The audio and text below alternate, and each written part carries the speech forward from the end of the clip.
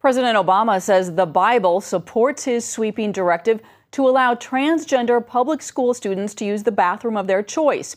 The president made that remark at a town hall meeting in Elkhart, Indiana, Wednesday night.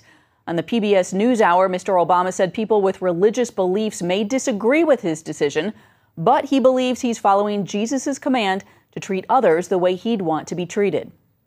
My reading of Scripture tells me that that golden rule is pretty high up there in terms of my Christian belief.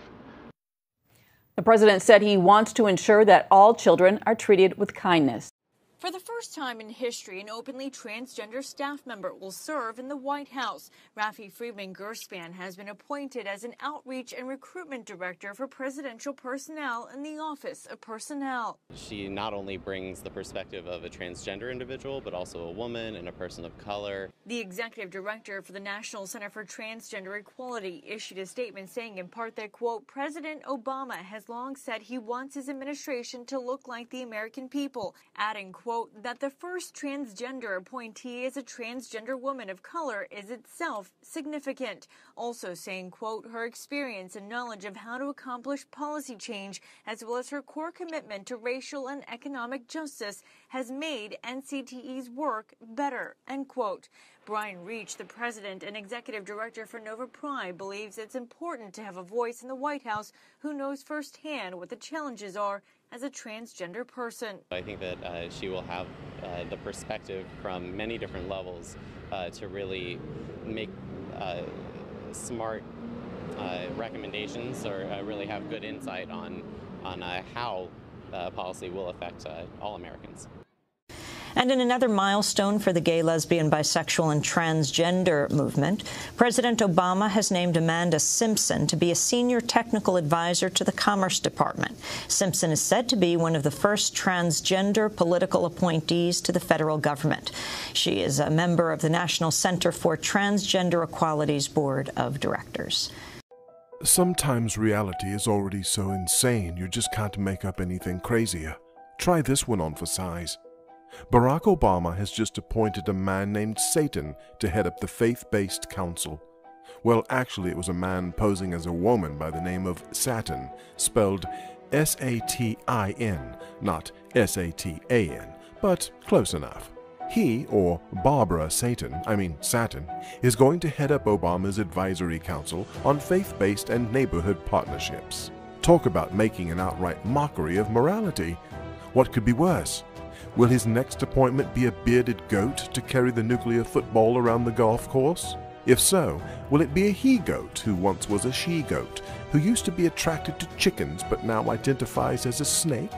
She, Barbara, is currently the Assistant Faith Works Director of the Lesbian, Gay, Bisexual, Transgender, Queer Task Force. Did I hear that right? Queer? Is it okay to call homosexuals queer?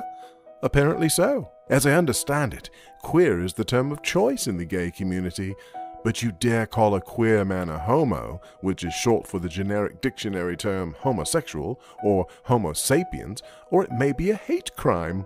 Please forward a link to this eye-opening video to your friends, business associates, or perhaps some queer you know.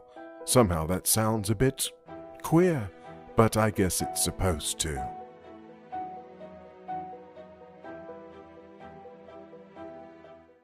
As an LGBT Democrat. I identify as an LGBT Democrat. I identify as an LGBT Democrat. I am an LGBT Democrat. I'm an LGBT Democrat. I identify as LGBT Democrat because, well, my mother told me to just choose Democrat. I had no choice in that when I was a teenager. Because as an LGBT person of color, there is no other place for me. I believe in the Democratic Party. I believe in its core principles. I'm proud to be the country's first openly LGBT Attorney General, and I identify as an LGBT Democrat because the Democratic Party is about equality, it's about opportunity, it's about fairness. Voting for the first time, she was like, this is what you're choosing, and this is it. As a Democrat, I found out several years ago I left the Republican Party for a simple reason. They shut down our government. They're coming into our bedrooms. The Republican Party is not an option for me, so I work within the Democratic Party to make sure that our voices are heard.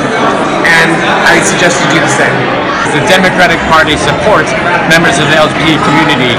Because I am queer and I like being respected as a human being, and so I like standing with a political party that respects me as a human being. I am proud to be an LGBTQ Democrat because the Democratic Party is about inclusion. It's about fighting for every person in the United States. Because I was blessed to be born in a country that says that I won't be treated any differently under the law. One of the things that the Democratic administration has done is to recognize our gay, lesbian, bi, and transgender service members who have given so much to this country.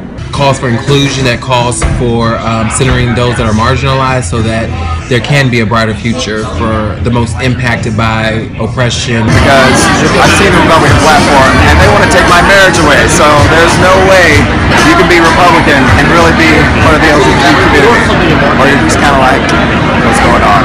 Yeah. So, becoming a Democrat now says that the Democrats fall in line with me as a person.